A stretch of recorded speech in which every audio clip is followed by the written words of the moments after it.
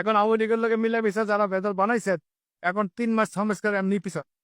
নির্বাচন জুনে ইউনিসেফ করতে যেতে এরকম ভেজাল লাগালে জুন তো দূরে থাক, পরে দূরে হবে কিনা সন্দেহ। চুপ্পু সাহেব বসে আছে কবে জবাই করবে ইউনিসেফকে, কবে জবাই করবে 24-এ এই সকল সংগ্রামী দেখে। সঙ্গে আমাদের সেনাপ্রধানও আছে, উনি সেনাপ্রধানও আছে, উনি নাই তা না।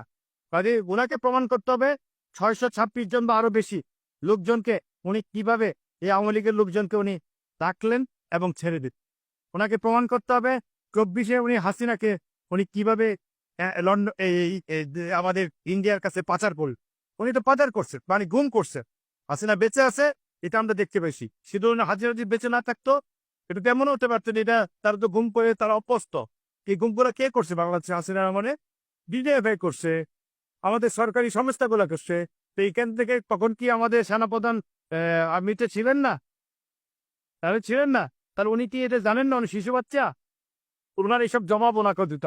উনি যেহেতু মানুষের সাথে কথা বলতে চান, উনি যেহেতু রাজনীতি ভাষায় কথা বলছেন, তার ওনাকে রাজনীতি ভাষায় এইগুলোর জবাব দিতে হবে। ইউনূস সাহেবকে ফেন করানোর জন্য, 24-কে নস্যাৎ করার জন্য, 24-কে ধ্বংস করার জন্য তারা যা করা লাগে যা করা লাগে রাত দিন সমানে কাজ করছে। আমাদের সেনাবাহিনীর মধ্যে কিছু উচ্চপদস্থ কর্মকর্তারা আছেন, তারাও এই হাসিনার পক্ষে কাজ করছে। ঠিক সেনাবাহিনী না, প্রত্যেকটা সরকারি সংস্থা দীর্ঘদিন যাবৎ আমাদের সরকারি সংস্থাগুলো হাসিনার কাছে, বিশেষ করে ফেসিবাদীর মাধ্যমে মিলেমিশে তারা কিন্তু এই দেশটাকে ভাই সংস্কার আগে চাই।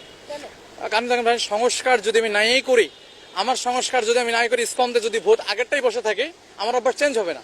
তো সংস্কারটা ভাই কাকে দরকার? আমি মনে করি হিমসেলফ রিকনস্ট্রাকশন। আগে নিজে সংস্কার করি, গোটা দেশকে সংস্কার করি।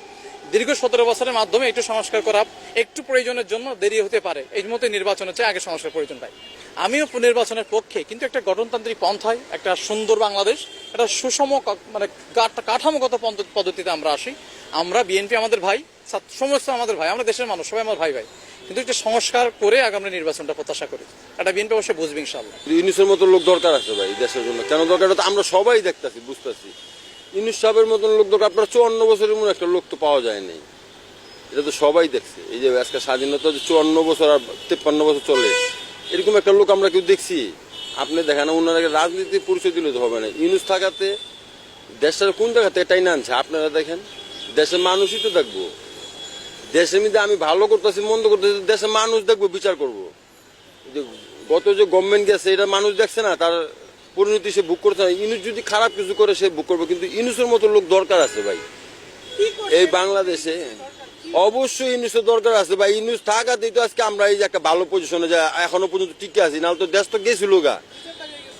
রিজার্ভ বাড়ার দিয়ে কোনো কথা না ভাই। আপনি 5 তারিখের পর একবার চিন্তা করেন, যেভাবে আমরা খালি নাচছি আর শুনছি, বস্তা বুড়ে বুড়ে টাকা গেছে। একবার আমরা ভাবছি যে এই দিনে আমাদের দিতে হবে, বস্তা বুড়ে তো সে নিয়ে গেছে, দিবে কারা? আমরা এই দেওয়ার থেকে যে অন্তরি বেচারি বাঁচায় রাখছে আমাকে, এটাই তো অনেক। এতদিন তো আমরা শেষ হয়ে যাওয়ার কথা। আমি বলি দেখেন ভাই, আসলে যখন আমার মানে কেউ যদি আমরা যখন কোনো সম্পর্কেই থাকি, আমরা একটু বাহানা দিয়ে চলে যাবো, একটা ভাব দেখাই, ডক্টর ইউনূস বলতে চলে যাবো, কিন্তু আমরা তো স্যারকে ভালোবাসি। আমি দেশের মানুষ হিসেবে, দেশের নাগরিক হিসেবে, একটা গুড সিটিজেন হিসেবে মনে করি, যে উইল নোন পার্সন হিসেবে মনে করি ডক্টর ইউনূস থেকে যাক। এটা আমার মন থেকে চাই যে ডক্টর ইউনূস থেকেই যাক, একটা সুন্দর কাঠামোগত দিয়ে, একটা গঠনতান্ত্রিক পদ্ধতির নির্বাচন দিয়ে তিনি বিদায় নিক, এটা আমরা প্রত্যাশা করি।